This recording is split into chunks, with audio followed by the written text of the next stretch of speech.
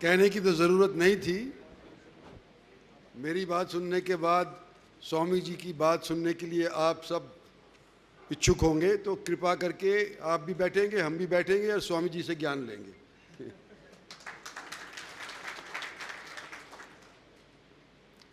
माननीय स्वामी धर्मदेव जी,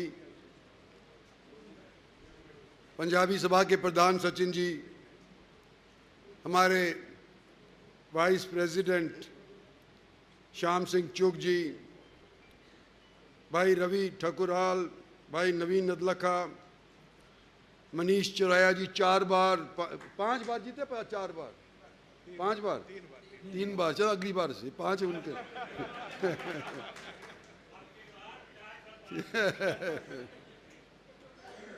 सरदार प्रितपाल सिंह जी, सुनील ग्रोवर जी, दिनेश राजपाल जी, सरदार किरणपाल सिंह जी,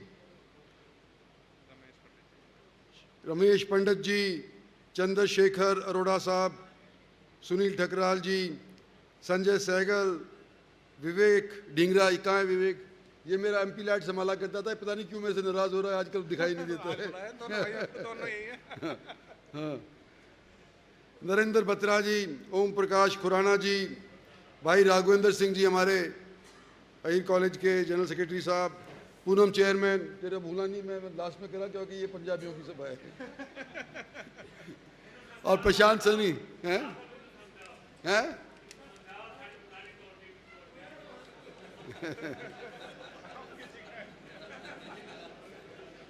4 जून के बाद, उससे पहले कोई बात नहीं होनी ना, चाहिए।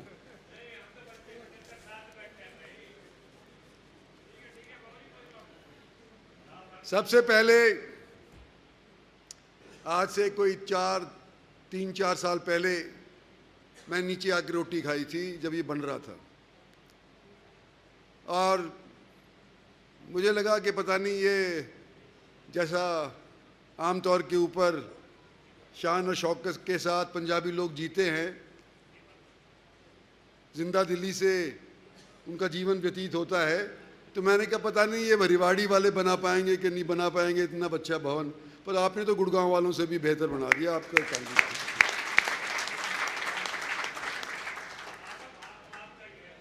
मेरा तो देखो, मशक्कत तो आप लोगों ने करी ना, मेहनत तो आप लोगों ने करी है। तो ये आज 5 साल के बाद, मेरे ख्याल से 4 साल के बाद दोबारा से आ रहा हूँ, और जो मान और सम्मान आप लोगों ने मेरा किया, सरदार बिरादरी ने किया, मैं आप सभी का शुक्रिया अदा करना चाहता हूँ। और क्योंकि यहाँ पे खड़े होकर के ये बोले सो निहाल सत श्री अकाल कई बार बोले थे, मेरे को भी एक याद आता है कि जब गुरु गोविंद सिंह खालसा बना रहे थे तो उन्होंने वर मांगा था शिव से कि दे शिवा वर मोहे ऐसे, शुभ कर्मन नू कभी न टालूं, न डरूं कभी हार से, जब चाहे लड़ूं, निश्चित कर अपनी जीत करूं।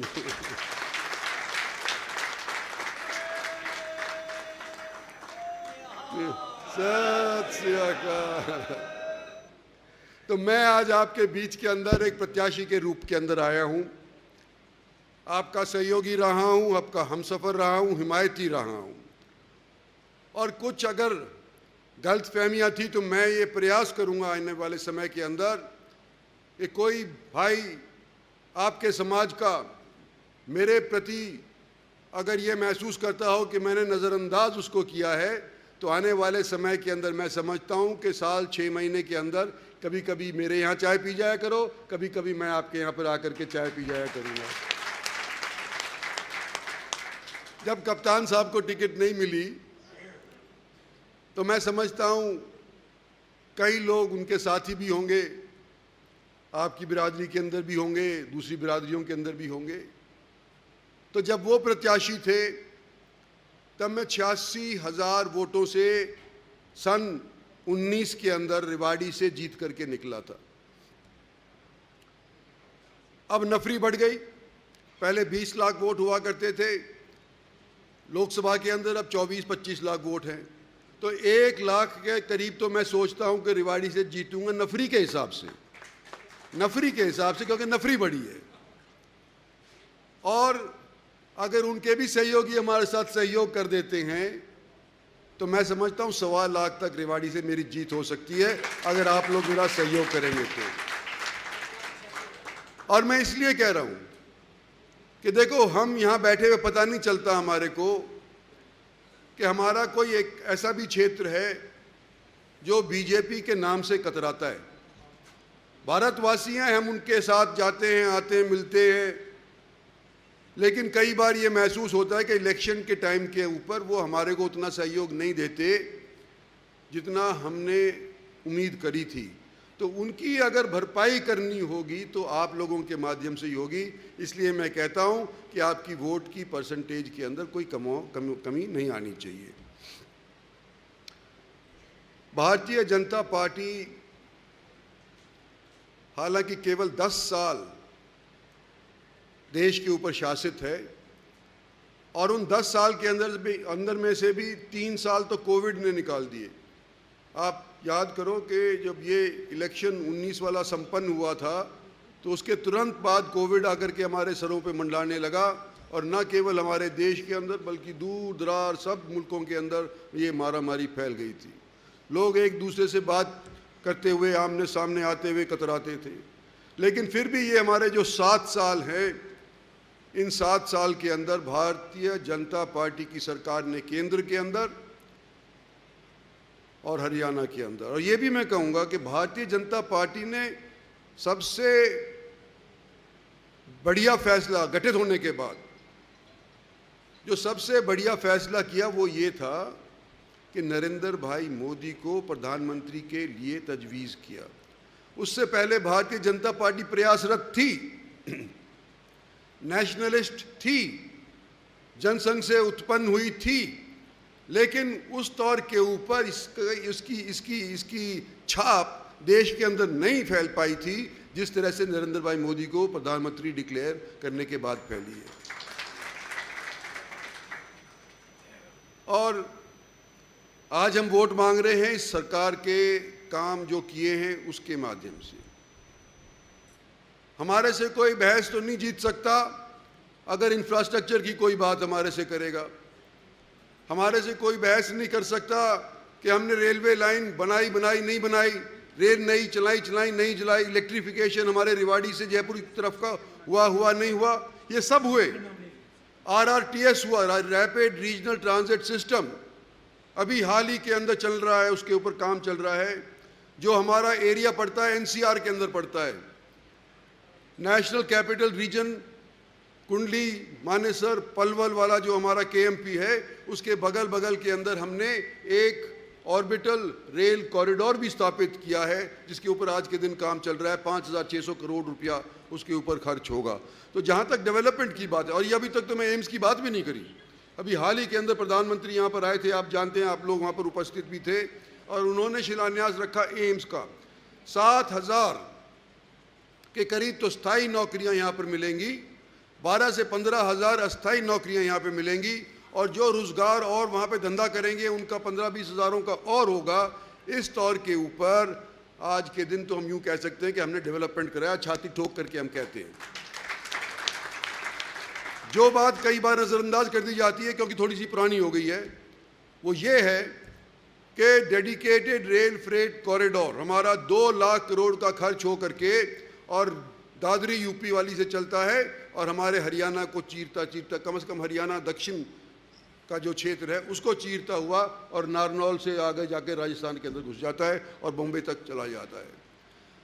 जो लोग ठोठवाल गांव की सुनी है तो उनको तो पता ही होगा, लेकिन जो नहीं जानते, ठोठवाल यहाँ से कोई 5-7 किलोमीटर आगे की तरफ कुंड के पास एक गांव है, वहाँ पर एक नया रेलवे स्टेशन स्थापित होने लग रहा है, तकरीबन हो गया है, और उसका नाम रख दिया गया न्यू रेवाड़ी रेलवे स्टेशन। आपको पता भी होगा। खैर, ये बात तो मैं कह दी कि हम अगर डेवलपमेंट के नाम पे, विकास के नाम के ऊपर, देश को उन्नति के ऊपर रास्ते पे ले जाने के नाम पे वोट मांगते हैं, अगर ये हम संकल्प लेते हैं कि हम 2047 के अंदर जब भारतवर्ष अपने पूरे 100 साल कर लेगा आज़ादी के, तो हम एक विकसित देश कर लें, तो कहते हैं कि भाई ये तो इतनी वोट यूँ मांग रहे हैं कि ये तो कॉन्स्टिट्यूशन चेंज करना चाहते हैं। भाई कॉन्स्टिट्यूशन के अंदर जो लिखा हुआ है उसके अंदर सिर्फ थोड़ा बहुत अगर रद्द बदल हम करना चाहते हैं तो इस चीज़ का करना चाहते हैं कि कोई अमेंडमेंट देश की उन्नति के लिए ज़रूरी हो तो। लेकिन इन्होंने क्या जोड़ दिया कि हम रिजर्वेशन ख़त्म करना चाहते हैं अगर हमारी मेजॉरिटी ज़्यादा हो गई तो। आज हमारे पास 303 तो हमारी खुद की पार्टी की एमपी हैं, हमारे सहयोगी दल के 47 लोग और हैं, मतलब 350 के करीब आज के दिन हमारे पास लोकसभा के अंदर मेजॉरिटी के तौर के ऊपर है। अगर करना चाहते तो अब नहीं कर सकते थे, कर सकते थे, हमारे पास था। लेकिन आज के दिन ये जो शगुफा छोड़ा जा रहा है इसका जिक्र ज़रूर करना चाहता हूँ, क्योंकि हमारे कई साथी रिवाड़ी के बरगलाए जाते हैं कि भाई ये रिजर्वेशन बाबा साहब वाली दी हुई ख़त्म कर देंगे। तो हम कहना चाहते हैं कि हमारे जितने मेव हैं, मेरी बिरादरी है, सैनीज़ हैं, ओबीसीज़ हैं, एससीज़ हैं, इन सब को तो ऑलरेडी कॉन्स्टिट्यूशन अलाउ करता है। सिर्फ मज़हब के नाम के ऊपर कॉन्स्टिट्यूशन रिजर्वेशन अलाउ नहीं करता। और हमारी पार्टी जब ये कहती है, हमारे बड़े नेता जब ये कहते हैं तो यही बात कहते हैं कि हम मज़हब के तौर के ऊपर कॉन्स्टिट्यूशन के अंदर जब नहीं है तो हम रिजर्वेशन के खिलाफ है, इस तौर के ऊपर कहते हैं। समझ रहे हैं ना? तो ये मोटी मोटी चीज़ें मैंने आपने बता दी थी। मैं लंबा चौड़ा भाषण नहीं दूंगा क्योंकि स्वामी जी को फिर वापस भी जाना होगा पटौदी। मैं तो केवल इतना कहना चाहता हूँ कि मैं आपके बीच का रहने वाला हूँ। अगर गुलेल से पत्थर फेंकोगे तो मेरे गांव में जाके टिकेगा, ज़्यादा दूर नहीं है। और जो मैं हूँ आपने परखा है, 40-45 साल से परखा है। जो मैं कह देता हूँ सो मेरा जान चली जाए पर उसको करने के लिए पूरा जोर लगा देता हूँ। और आपको मैं यूँ कहता हूँ कि ये आज के दिन जो इलेक्शन है ये देश के निर्माण के वास्ते इलेक्शन है। कई बार ये महसूस होता है कि हमारे स्ट्रीट लाइट नहीं आई, हमारे सीवरेज खराब हो गया। पूनम तेरे को नहीं कह रहा, मैं एडमिनिस्ट्रेशन को कह रहा हूं। लेकिन ये चर्चाएं होती हैं, रोज़मर्रा की दिक्कतें तो हैं ना, कि भाई सड़क नहीं कभी ठीक, पानी कभी ठीक नहीं आ रहा।